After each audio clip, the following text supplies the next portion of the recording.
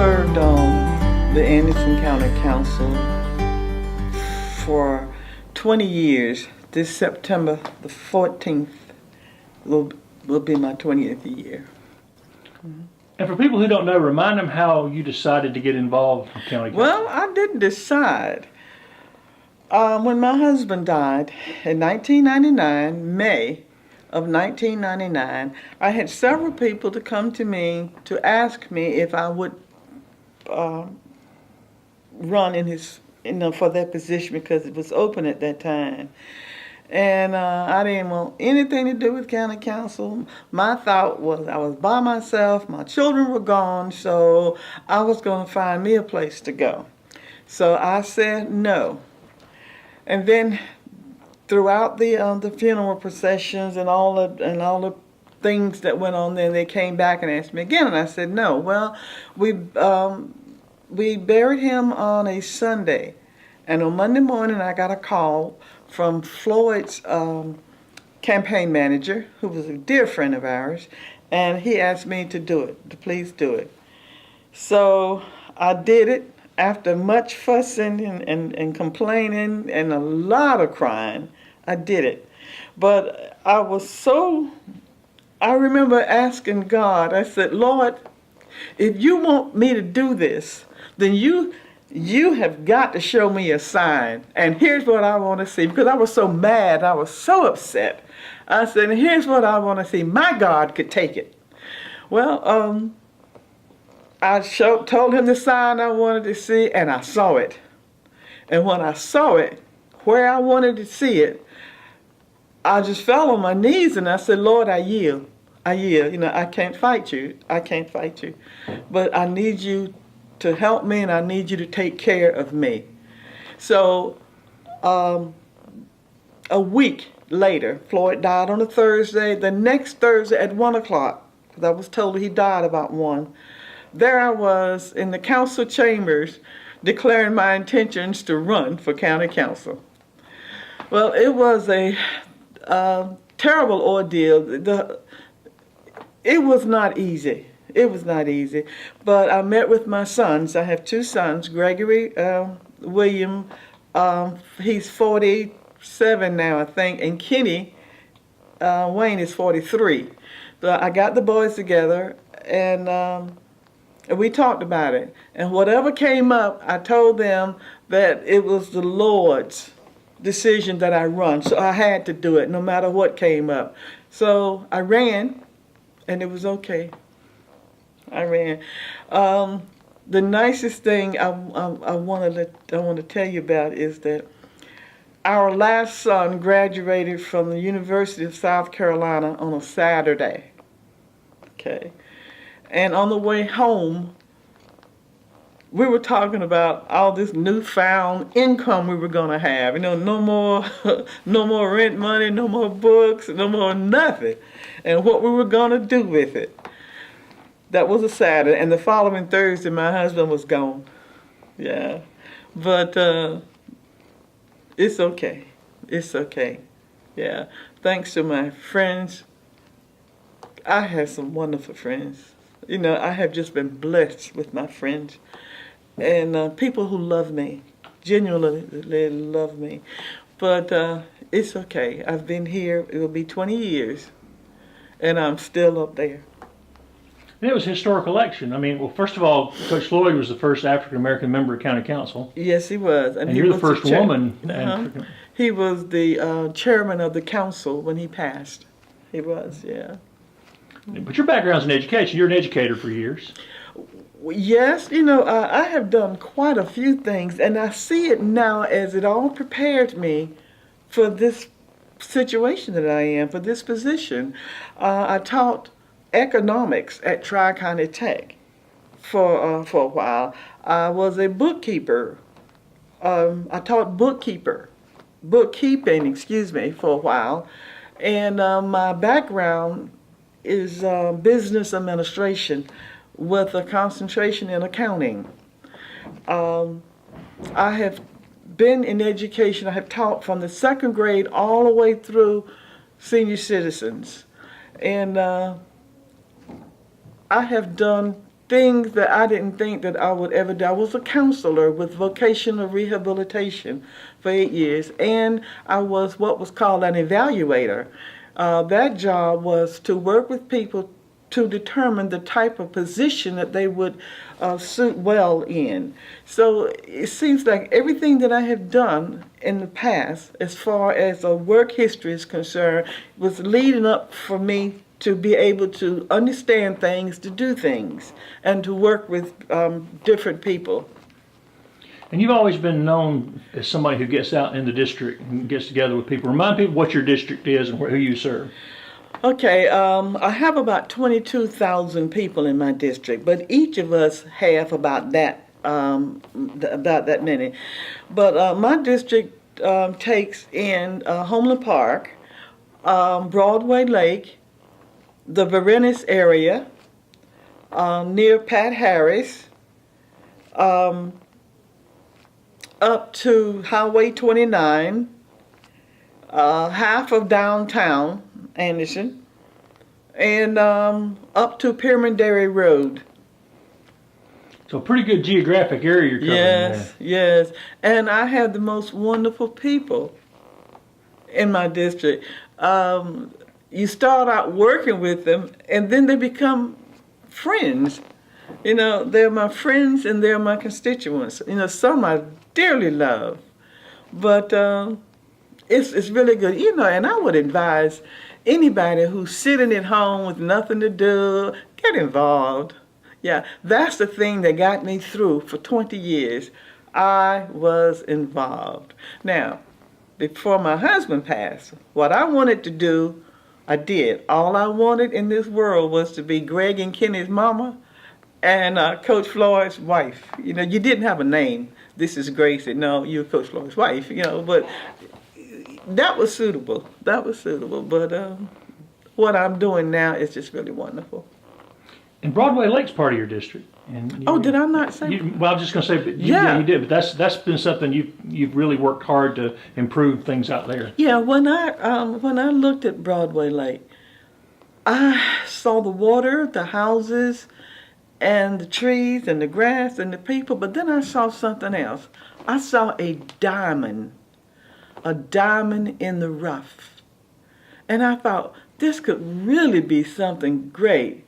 So the first thing we did was some friends of mine, I don't know if they would like for me to say their names or not, but some friends and I got together and we organized. Organization with me comes like this: you the chairman, and you the treasurer, and you the and we organized, okay? And then they did the rest. They did the rest. They knew what they wanted for that area, and they knew how they wanted it. And the only thing I did really was just sit around and say, okay, yeah, that'll work.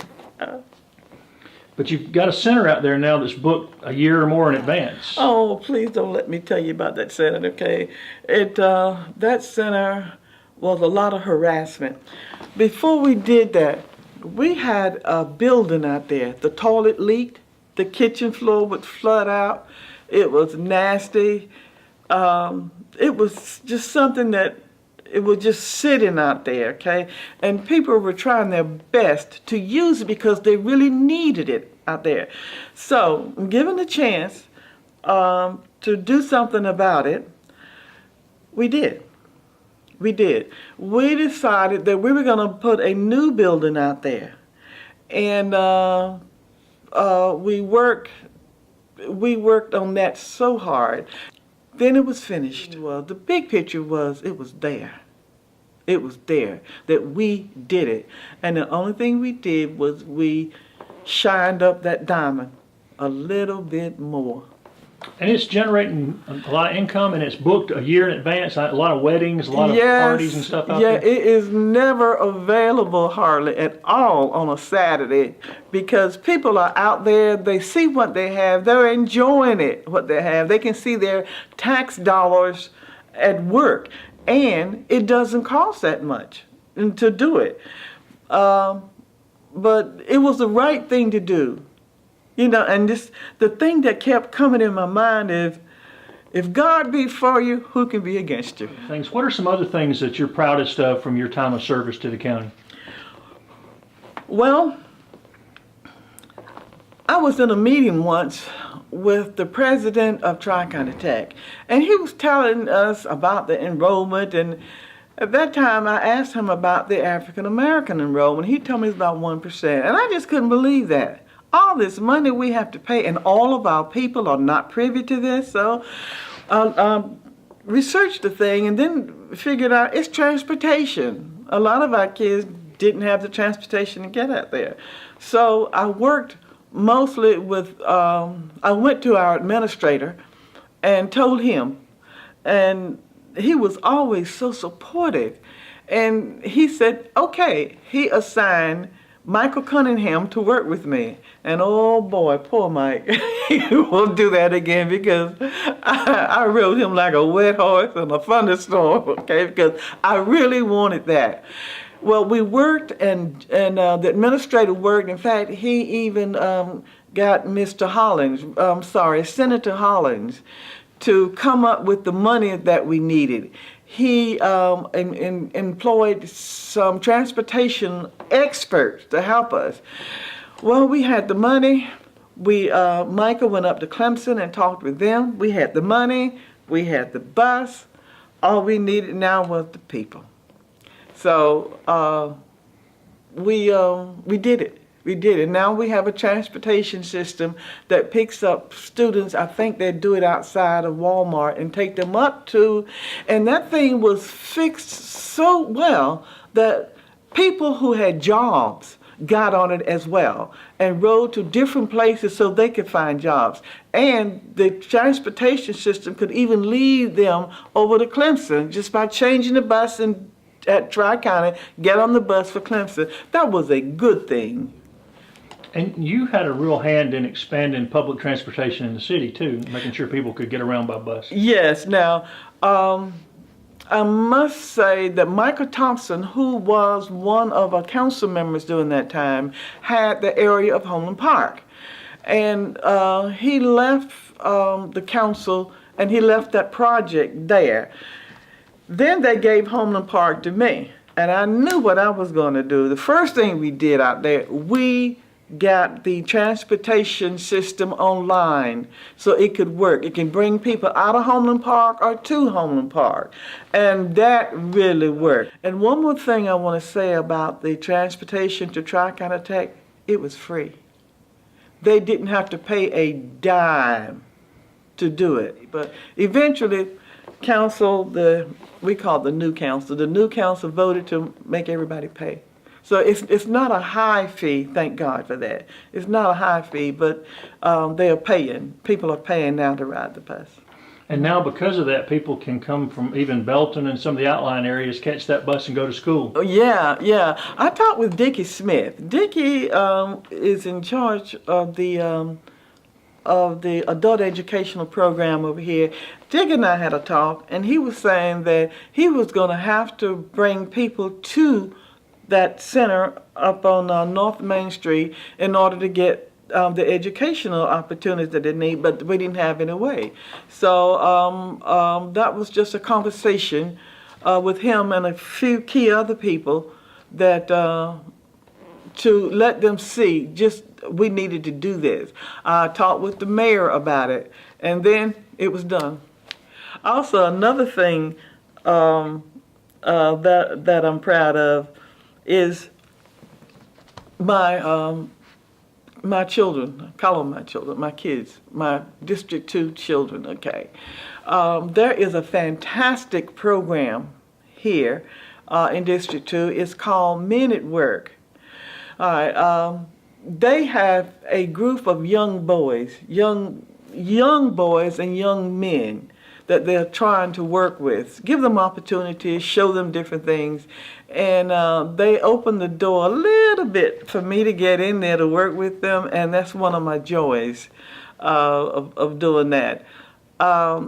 These men, it's headed by Marion Terrence.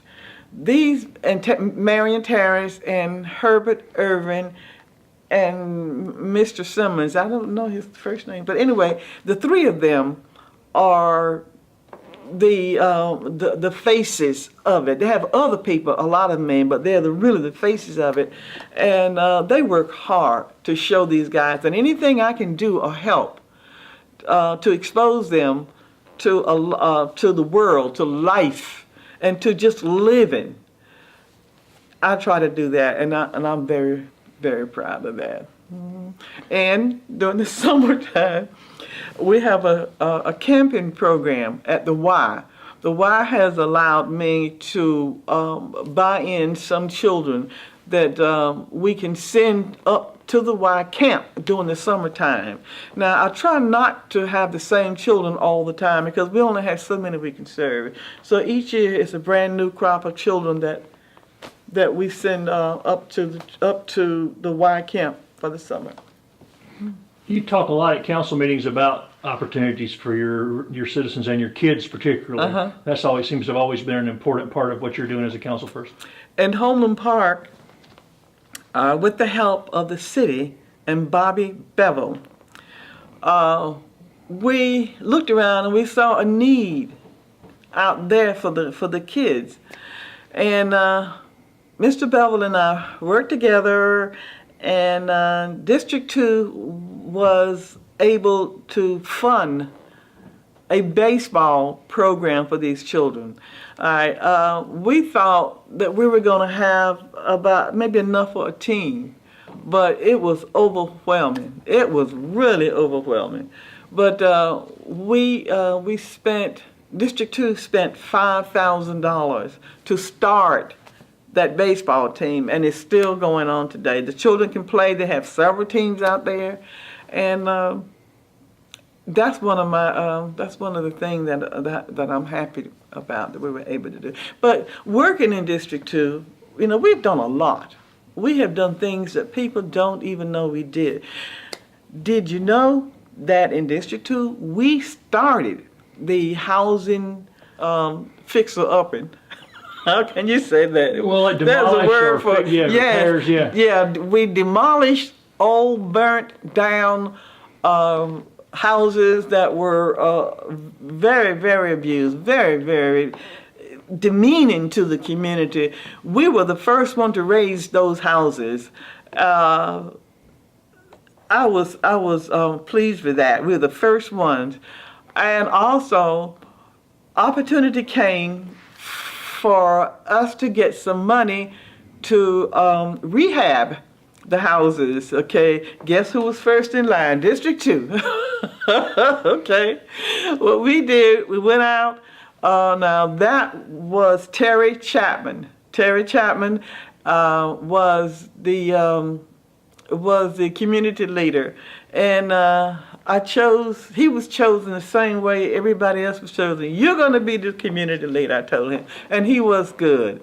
He went around to all the houses and passed out applications, and the people followed through. We did this through the Appalachian Council of Government, and it was phenomenal. It went over very well. People got their houses done, roofs done, air conditioner floors, kitchen floors done, and that was one of our crowning glories when that happened. When I came on, there was only one community that was organized, okay, and that one was Jebco.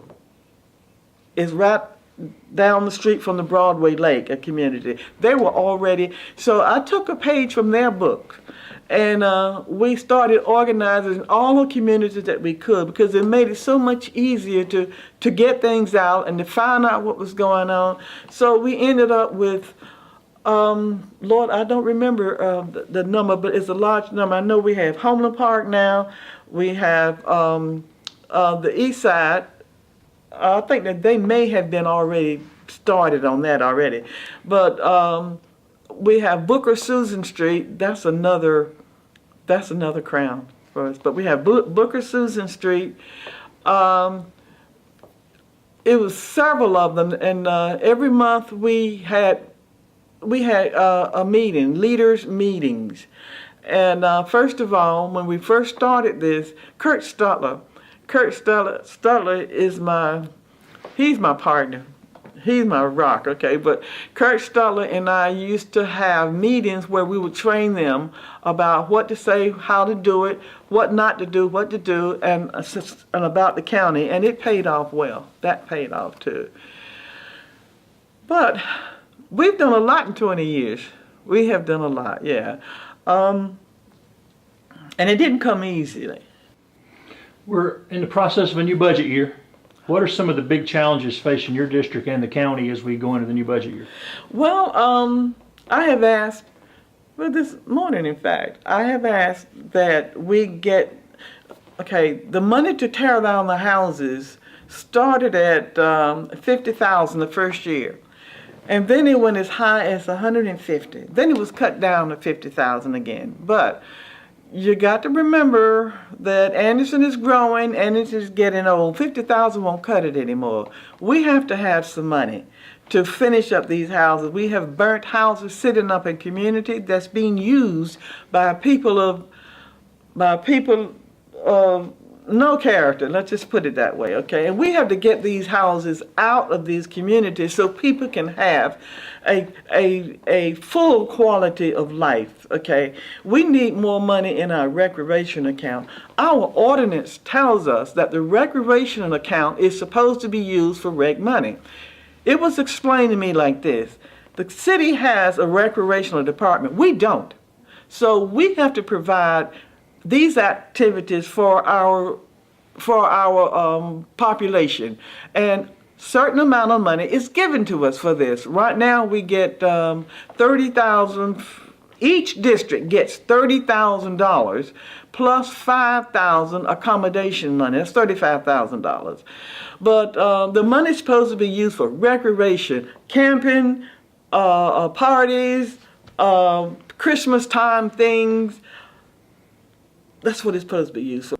The money that they allot me for District 2, I use it strictly for recreation. I have asked for more money because some of them are broke by Christmas time. There maybe needs to be another fund to help everybody else that comes for money, okay?